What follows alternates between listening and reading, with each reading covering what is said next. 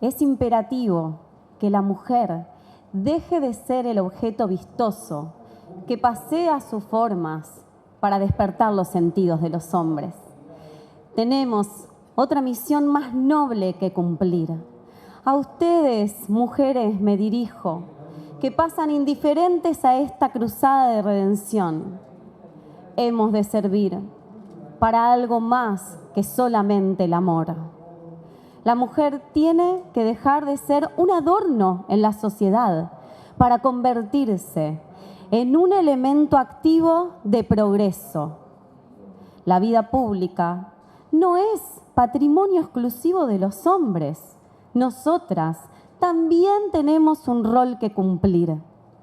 Nuestro deber, mujeres, no termina en nuestra casa. La patria también es nuestra casa. Y por ella es que debemos trabajar con inteligencia y conciencia. La mujer tiene que conocer sus derechos para poder ejercerlos. No podemos ser indiferentes a las decisiones que pueden afectar nuestro destino. La indiferencia es nuestro peor enemigo. Por eso las convoco, mujeres, salgamos de la pasividad, tomemos nuestro lugar en la vida cívica y contribuyamos con nuestra acción al engrandecimiento de la nación. Muchísimas gracias, mujeres.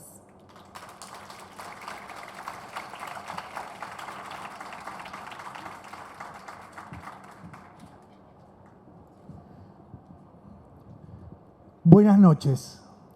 Si hay alguien ahí del otro lado del aire, transmitimos desde Buenos Aires, desde lo alto del Teatro Coliseo. Es agosto 27 de 1920 y hoy la música ha decidido volar. Hace apenas unas semanas, desde Inglaterra, la voz cruzó el océano sin hilos. Hoy aquí intentamos lo mismo. Parsifal, Wagner, una orquesta entera bajo este mismo techo tocando y sin embargo desparramándose sobre la ciudad. Dicen que las ondas viajan invisibles, se enroscan en el aire y bajan como un manto de sonido. Tal vez ahora mismo un marinero en el río, un operador en la costa, alguien en alguna habitación lejana esté escuchando estas mismas notas sin entrar en este teatro. Durante siglos, la música perteneció a quienes podían estar presentes. Hoy aquí salen a buscarlos. No sabemos cuántos oyen, no sabemos cuán lejos llegará, pero enviamos la señal como si el mundo entero estuviera escuchando. Si esto funciona, amigos, ya no estaremos solos al oír. Buenas noches, Buenos Aires desde el aire. Y ahora sí, lo que estaban esperando. Demos un fuerte aplauso a Daniel Balmaceda. Un gusto.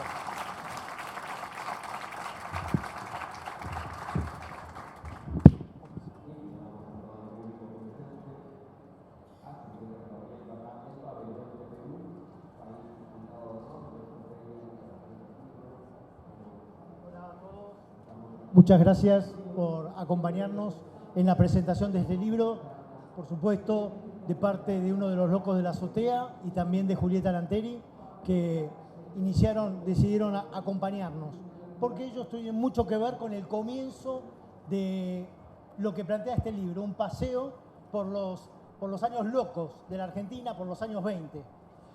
Julieta,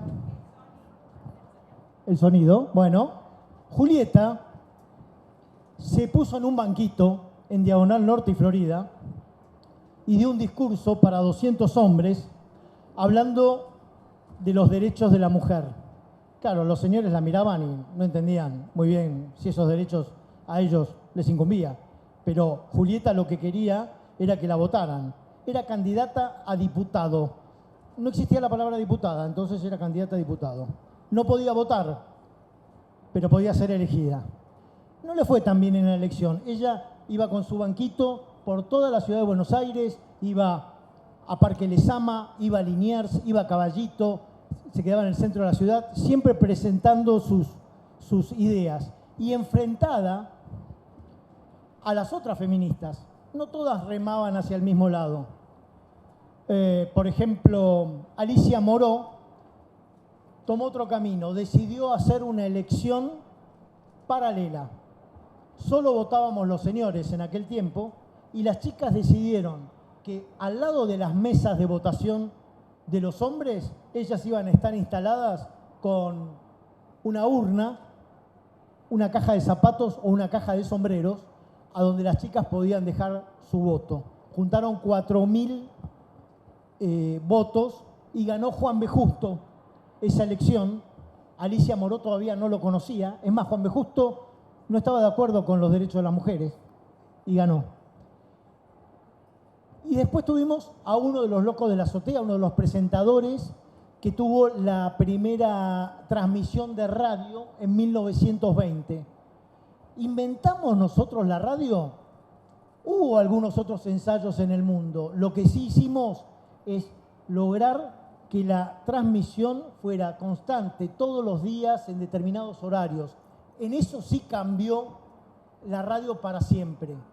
Por favor, piensen en nuestros abuelos de 1920 que de repente tenían en su casa una caja de la que salía música y de la que salían noticias. Era algo muy raro para ellos. La música pasó a ser portátil a partir de las vitrolas y a partir de las radios. Así comenzó la década de 1920, lo que llamamos los años locos. Para entender ese comienzo tenemos que trasladarnos a un momento, a una de las mayores pesadillas de la historia, que fue la Primera Guerra Mundial. Entre 1914 y 1918, la conflagración en Europa también tuvo mucho de reacción en nuestro país. Primero porque muchos de los inmigrantes fueron llamados a combatir por sus naciones en ambos bandos, y después porque muchos argentinos quedaron varados en Europa, no pudiendo volver. Era el momento en que para cruzar una frontera, con tanta gente que quería irse, levantaban los pasaportes gritando yo argentino, como yo no tengo nada que ver, yo argentino, ¿no? Y era también un momento en que uno de los buques argentinos fue hundido en medio de una batalla. Y además se combatió en las Islas Malvinas, un combate naval en las Islas Malvinas. Así que a nosotros no nos pasó tan de largo la guerra. Y en la Argentina estaban los dos bandos, los germanófilos y los aliados. Les decían aliadófilos. Estaban los dos bandos. Por eso nosotros veníamos de una época, se van a acordar algunos de mis lectores, de la Belle Époque, de los 40 años de esplendor, de elegancia, de glamour, de grandes fiestas. Llegamos a esta oscuridad y emergimos en estos años 20, en estos años de locura, en este recreo que se tomó el mundo. Y en la Argentina, este recreo tuvo un montón de importaciones, pero también de exportaciones, como fue, por ejemplo, la radio. Pero también importamos muchas cosas. Es la época, los años 20, en que se democratizó esto del festejo, esto de salir, esto de pasear, de divertirse, del deporte. Todo se hizo popular. Antes no, antes las fiestas eran muy exclusivas. Los que ya tenemos unos años, recordamos cuando salíamos en grupos de 4 o 5 varones a la casa de alguna de las chicas y las buscábamos para salir a bailar. Eso antes de los años locos no existía. En la Belle Époque las chicas iban con sus tías, con sus madres, con sus madrinas, se sentaban las señoras en una mesa a espiar cómo se portaban las chicas, que no hicieran ninguna macana. Acá en los años locos ya cambió todo eso. Acá en los años locos las chicas tomaron una conducta que no abandonaron nunca más. Y principalmente tuvo que ver con un libro que escribió un autor francés, Magritte, sobre una chica que decidió, por un desamor, cortarse el pelo como un hombre, fumar en público, beber en público y andar por la vida seduciendo señores como hacían los hombres con ellas. Ese libro se llamó La Garzón. Vamos a transcribirlo en la muchacho, en la joven, el joven mujer. Y cambió el mundo, porque las chicas empezaron a hacer así, se empezaron a cortar el pelo como lo proponía este libro, se empezaron a vestir como proponía este libro, a salir, a fumar, a manejar. Miren, en la Argentina las primeras chicas que obtuvieron registro fue en 1912. No se animaban a manejar, no salían a la calle, les daba bastante vergüenza. Recién a mediados de la década del 26 se multiplicó, pero de manera explosiva, la cantidad de mujeres que manejaban en la Argentina. Uno salía por las calles y veía autos con 6 o 7 chicas que se iban a pasear a Palermo, porque empezó lo que llaman ahora la salida de chicas, comenzó en esa época. Las chicas salían por su cuenta, organizaban viajes. Los jóvenes tienen mucho peso en esta época. Yo los invito a que lo vean siempre como lo trato de explicar en el libro, ¿no? Como un viaje al pasado. No estamos hablando de los años 20 como si fuera una época que estamos viendo allá lejos. No, el libro trata de llevarnos a esa época. Podía ser que nos levantáramos y dijéramos, che, nos vamos a Mendoza, y entonces un grupo de chicos y chicas nos subíamos al tren y nos íbamos a Mendoza a pasear. Todo eso cambió muchísimo respecto a antes. Y las chicas inclusive se subieron la falda hasta un nivel escandaloso de traspasar la rodilla, lo que generó, por supuesto, un montón de críticas, inclusive de las especialistas de moda, que decían que la mujer no podía mostrar la peor parte de su cuerpo, la rodilla, con lo que fue tal la discusión que hubo que terminó bajando otra vez la rodilla y nunca más se vio la rodilla de la mujer hasta la minifalda en los 60. Por eso estos años tenían eso de locura, eso de increíble, y también tenían situaciones que a nosotros nos parecen muy naturales, pero en aquel tiempo no eran tanto. Hubo que cambiar la hora oficial, acomodar la hora a los usos horarios de Greenwich. Entonces, el 1 de mayo de 1920, a las 12, pasamos a las 12:17, así de un golpe, y nos acomodamos. Pero no fue lo único. Lo más curioso es que hasta ese entonces nosotros hablábamos de hora AM y PM. En 1810 el horario era AM o PM. A partir de ese momento se estableció que la hora va a ser de 24 horas. Y nuestros abuelos de 1920 no entendían que era 18. Les costaba entender que era 18, 23. Entonces en los negocios ponían un cartel que decía 18 y abajo ponían entre paréntesis 6 PM. Y los cuadrantes de los relojes se modificaron. Uno iba, por ejemplo, al truf joyero relojero a cambiar el cuadrante para que le apareciera al lado del 1 el 13, al lado del 12 el 14, para empezar a habituarse. Fíjense lo que era para ellos toda esta locura. Y también pasó algo muy increíble con el deporte, porque así como se popularizaron las fiestas, las salidas, la moda, también ocurrió, por ejemplo, con los primeros grandes ídolos del deporte que tuvimos. El primer gran ídolo del deporte que tuvimos fue Luis Ángel Firpo, un boxeador, muchos por supuesto lo conocen, que viajó a Estados Unidos, hizo 3 peleas, las ganó las 3, le fue muy bien, cobró un dinero, pero con ese dinero se compró los rollos de cine de las peleas de él y vino a transmitirlas acá y multiplicó muchísimo la plata. Ganaba más plata como cinematógrafo, como productor de cine, que como boxeador. Y ahí después sí fue a pelear la gran pelea de su vida contra el gran campeón de Estados Unidos, Jack Dempsey, que era además un boxeador con mucha técnica. Y el nuestro le tiraba golpes y listo. Y si el otro ligaba, ligaba. Lo curioso fue que generó tanta expectativa la pelea un mes antes, que en Montevideo, Santiago de Chile, Asunción, Mendoza, Córdoba, Paraná, Buenos Aires, todos estaban expectantes de la pelea de Firpo. Para el horario nuestro, porque peleó cerca de Nueva York, para el horario nuestro fue a la medianoche. Los teatros publicaron en las publicidades que por favor la gente fuera al teatro o al cine, que en algún momento se iba a cortar la transmisión y le íbamos a dar el resultado de la pelea para que alguien fuera. Y le fue muy mal, nadie quería ir, todos andaban caminando como zombies por la ciudad para enterarse de cómo le había ido a el toro salvaje de las Pampas. ¿Qué tiene de curioso eso? ¿Cómo se enteraron? ¿Cómo nos enterábamos de algo que estaba pasando en Estados Unidos en 1923? A través de la radio, a través de estos aparatos de radio, pero había muy pocos. Entonces lo que hacían era, en los diarios, Crítica, La Nación, La Razón, etcétera, en 2 clubes de box, ponían radios con parlantes en la calle y entonces uno podía, parado en la Avenida de Mayo, escuchar la pelea. ¿Pero cómo escuchaba uno la pelea? En realidad, desde el ringside de la pelea, alguien escribía un cable que llegaba a la radio y en la radio un locutor la relataba con un poco de onda, le ponía, no, tal cosa. Entonces uno lo que escuchaba era algo que había pasado como hace 10 minutos. O sea, pero bueno, nunca nos sentimos tan cerca de, como público, de un espectáculo tan lejano. Ahí ocurrió otro caso curioso con el Luna Park. El Luna Park era una sala de exposiciones.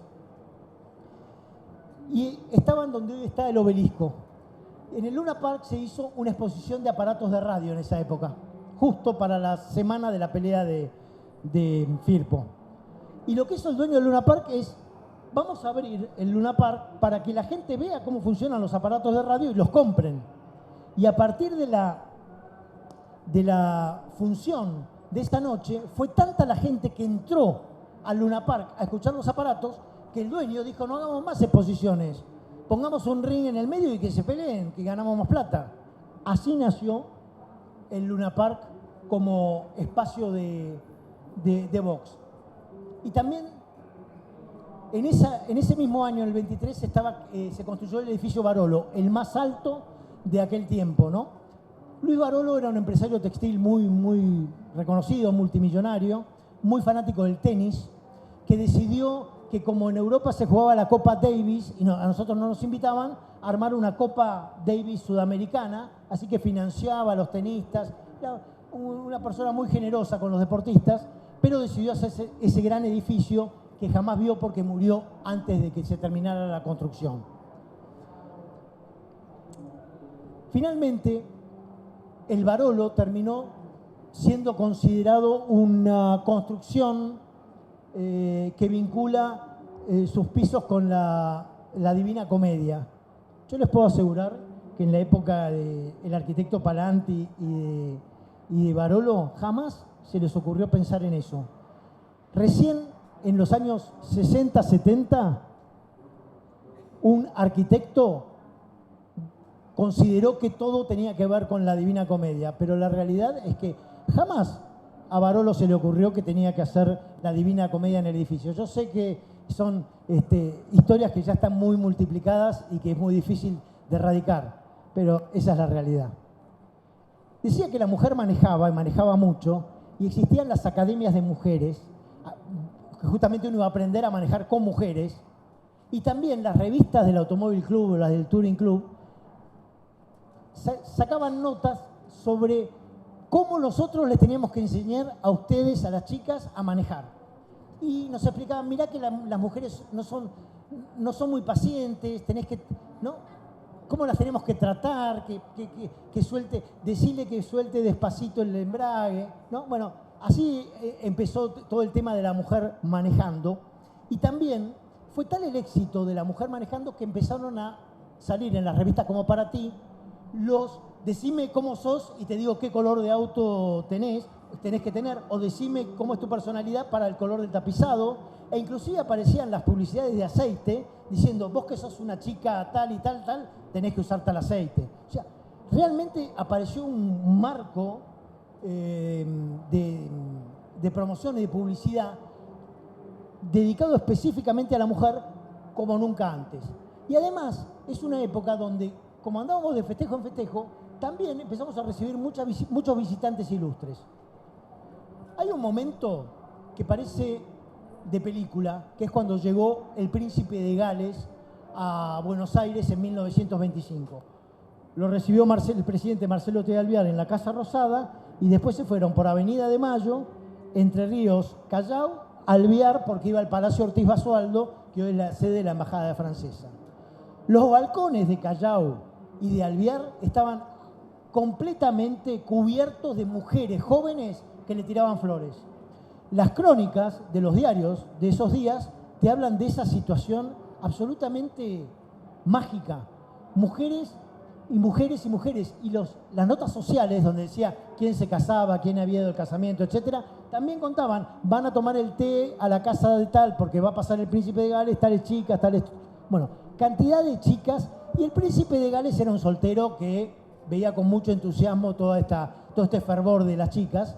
E inclusive, después de las fiestas oficiales, trataba de escaparse a sótanos donde se bailaba en la ciudad de Buenos Aires para seguir disfrutando, porque era muy bailarín y esto como príncipe no se le permitía. Entonces bailaba Jimmy, jazz, digamos, algunos ritmos que no eran protocolarmente aceptados, los hacía en estos sótanos. Y tiene una curiosidad: fue a un sótano en la calle Libertad, a una cuadra de donde hoy está el Teatro Colón, entre Colón y el Cervantes.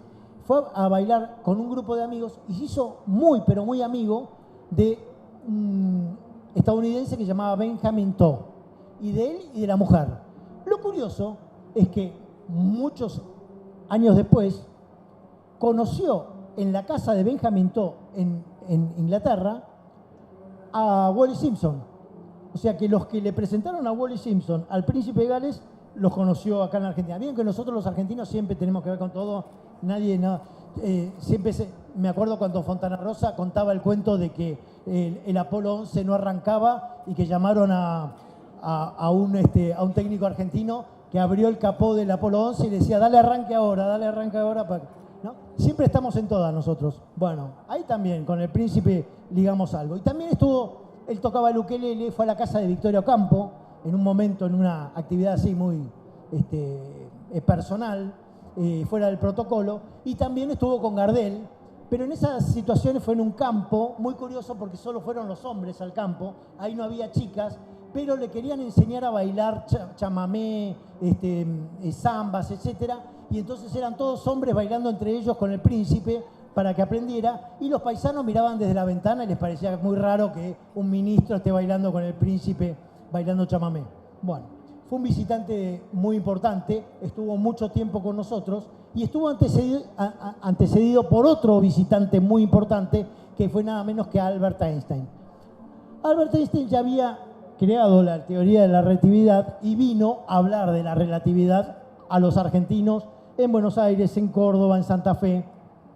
Tenía que dictar 10 conferencias. Y él, ya cuando venía en el barco, los argentinos lo miraban mal a Einstein y él miraba mal a los argentinos. Porque Einstein usaba un traje claro.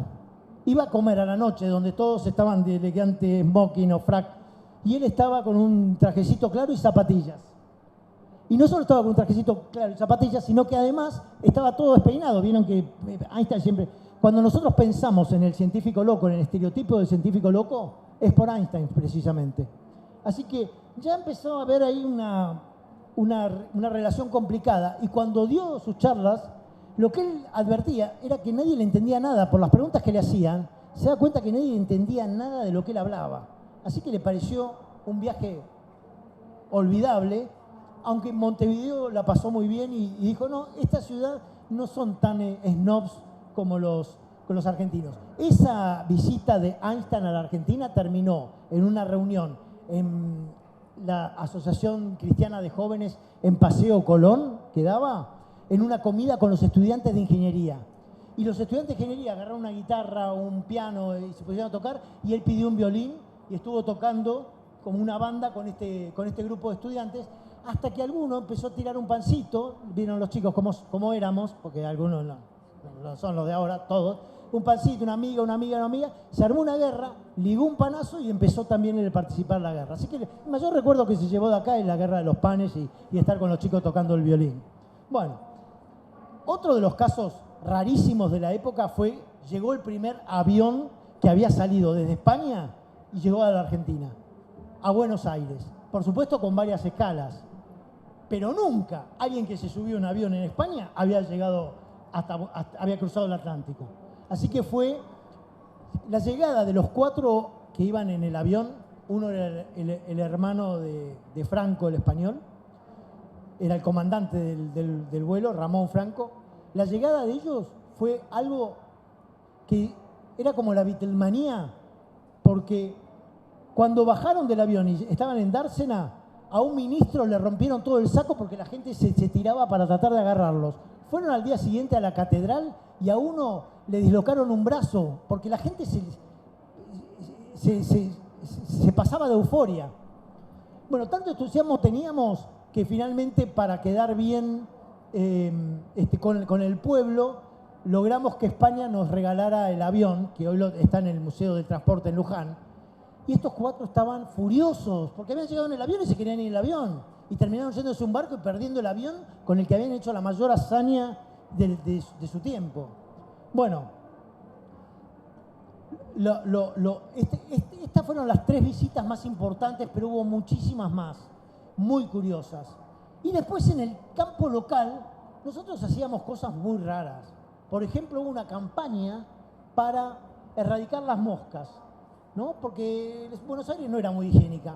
Y entonces, en esa campaña que hacían los estudiantes primarios, tenían que salir a cazar moscas y los que más cazaran se llevaban de premio una bicicleta, una muñeca, papa.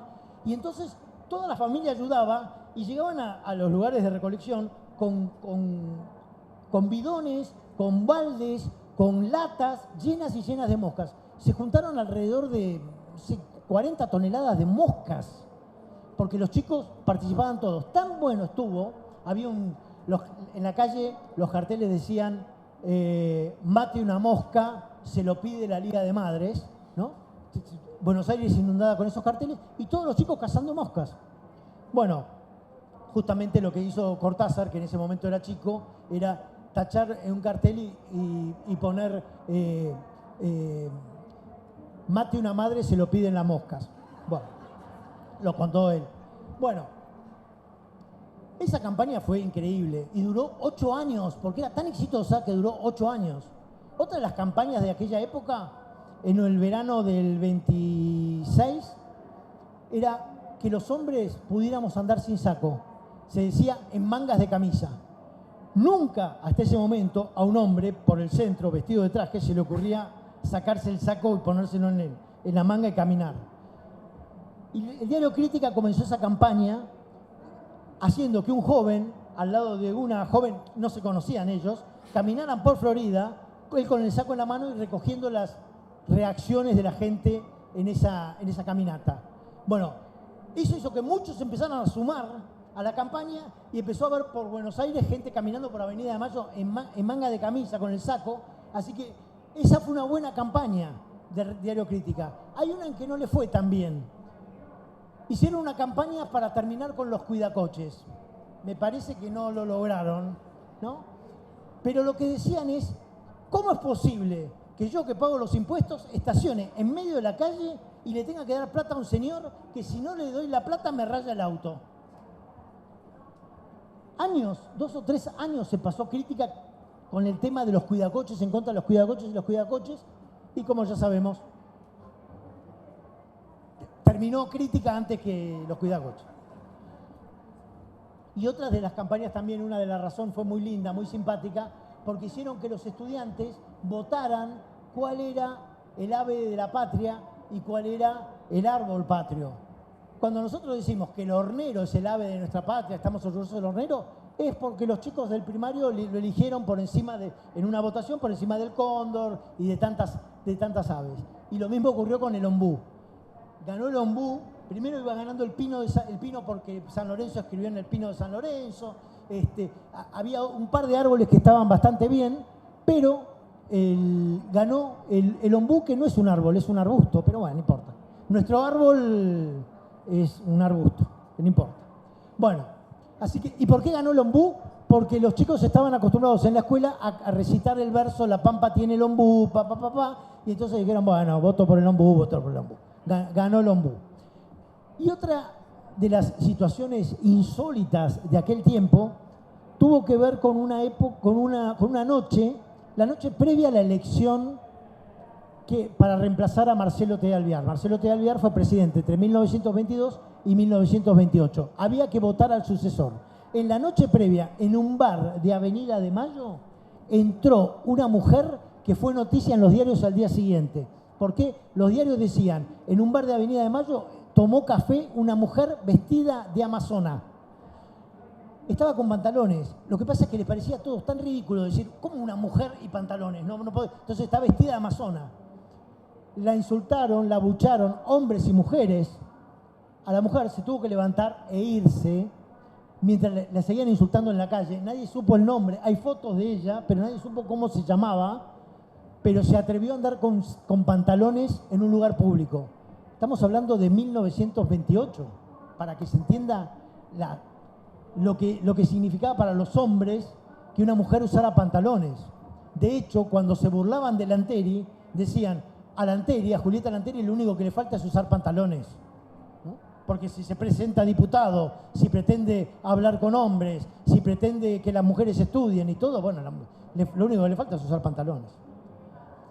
Este recorrido por los años locos tiene justamente todas estas pequeñas historias. Bueno, Borges estaba de novio con una señorita, se fue de viaje a Europa y cuando volvió la chica se había cortado el pelo y Borges la vio y dijo, parece un hombre, y dejó de salir con la chica. Y tenían la misma edad, no era que Borges era 3 años más grande, era Borges. Así que los propios hombres estamos un poco desacostumbrados. Las chicas de los años 20, a diferencia de las anteriores, viajaban solas en transporte público. Eso era rarísimo, viajar solas en transporte público. Las chicas se subían. Y además, se inició una costumbre que si iba algún conocido en el tranvía, llamaba al guarda y le pagaba el boleto. Entonces, cuando el guarda se acercaba a la señorita que le quería pagar el boleto, decía, no, ya le pagó. La señorita se daba vuelta, movía la cabeza y el señor movía la cabeza. Una se quejó en una carta de lectores diciendo que un hombre a que ella no conocía tuvo la osadía de pagarle el boleto. Y el guarda le decía, no le puedo cobrar el boleto 2 veces. ¿Me cobra el boleto a mí o me bajo? Porque se dio vuelta y parece que el libidinoso está... ¿No? ¿Me cobra el boleto o me bajo? Bueno, finalmente le cobró el boleto. Pero las chicas ya se estaban animando a todo eso, ¿no? Y otra curiosidad es lo que bailaban nuestros abuelos. Lo que bailaban. Todo el tiempo había fiesta, todo el tiempo había que bailar y todo el tiempo había que aprender a bailar. Entonces... Así como una vez, en una época tuvimos muchas canchas de pádel, en otra época muchos pools. Bueno, en esa época había muchas academias de baile. Y cuando ibas en el verano a las academias de baile, era muy piola porque te permitía conocer. Vos, en Mar del Plata, ibas a una academia de baile y ya ibas conociendo a las chicas y los chicos también. Empezaban a generarse relaciones de un chico de Santiago del Estero con una chica de La Pampa que si no se conocían en Mar del Plata nunca jamás se hubieran conocido, y eso ocurría en las academias de baile. Por eso era una época de mucha fiesta, de mucho placer y también, como les dije, en el deporte tuvo un peso muy fuerte y ahí nos ocurrió algo. Nosotros en 1924 no fuimos con el equipo de fútbol a participar de los Juegos Olímpicos en París. Y ganó Uruguay. Y nosotros alentamos a Uruguay. Nuestros vecinos ganaron, estamos alentando a Uruguay. En realidad todo el mundo alentaba a Uruguay. Cuando terminó el partido, donde Uruguay se consagró campeón olímpico, dieron una vuelta por el estadio saludando a la gente que los había alentado y nació la Vuelta Olímpica. Después se vinieron a Buenos Aires, mejor dicho, al Río de la Plata, y acá nosotros le dijimos, ustedes habrán salido campeones de lo que sea, pero no jugaron contra Argentina. ¿Campeones de qué son? Y entonces se armó un partido en Montevideo que empatamos 1-1 y se vinieron a jugar a la Argentina. En la Argentina, en Buenos Aires, en el Club Esportivo Barracas, el desborde de gente fue tal, nunca había sido tan popular el fútbol, fue tal que hubo que suspender el partido y alambrarlo al estadio para cuando se jugara 4 o 5 días después. Y nació lo que llamamos el alambrado olímpico, ¿no? Alambrado olímpico por esta situación, porque era para jugar con los campeones olímpicos. En ese partido que les ganamos, metimos un gol desde el córner y lo llamamos gol olímpico porque es el gol que le metimos a los olímpicos. Así que todo era fervor, todo era festejar, todo era celebración. E inclusive comprábamos en cuotas. Nunca antes se vendían cuotas. Antes, Macoco Alza Unzué se podía comprar un auto, pero muchos de los mortales no podíamos, y cuando salieron que lo podíamos comprar en un año, 2 años, pagamos la primera cuota y nos daban el auto. Lo que no teníamos era la educación crediticia. A nadie se le ocurría pensar, bueno, dentro de 5 meses tengo que pagar otra cuota. Ya está, pagué la primera cuota, después vemos. Y así empezamos a endeudarnos, y así empezó a endeudarse el mundo en realidad. Esa fiesta, ese Viva la Pepa, que fueron los años locos, el vértigo de los años locos, nos llevó a una situación compleja. Esa situación compleja que ocurrió en todo el mundo derivó en el crack de la bolsa un lunes de octubre en Nueva York, donde salieron a ofrecerse miles y miles de acciones y nadie las quería comprar, se derrumbó la bolsa y en esa ola perdimos todos, nosotros también. Y la fiesta se terminó en 1929 y las luces de la fiesta se apagaron en 1929 y llegamos a un momento de una meseta y de una tristeza que terminó derivando en la Segunda Guerra Mundial. Por eso los años locos es un momento fantástico, es un momento que a nosotros nos marcó muchísimo. Mucho de lo que nosotros vemos en nuestras vidas hoy está iniciado por gente que se decidió a la aventura en los años locos. Y por eso el recuerdo que tenemos de esa moda, de esa elegancia, de ese glamour, de esas fiestas, del champán, bueno, todo eso es los años locos, y por eso creo que es un lindo tiempo para recordar, para evocar. A veces cuando yo digo los años locos en la Argentina, muchos van a pensar, bueno, ya conocemos años más locos nosotros, bueno, no es posible que estemos viviendo otros años locos en este tiempo, pero créanme que un viaje al pasado, a estos años locos, vale la pena. Y además nos esforzamos mucho, la editorial principalmente, para hacer una tapa que lo convierta en un excelente regalo. ¿Van a regalar ropa? ¿Van a regalar algo que va a pasar de moda rápido? ¿O van a regalar un libro que se puede inclusive leer a alguien y después se lo puede pasar a otra persona, otra persona, otra persona? ¿Qué van a estar repartiendo la camisa por todas partes? Compren libros, regalemos libros, vamos. Muchas gracias.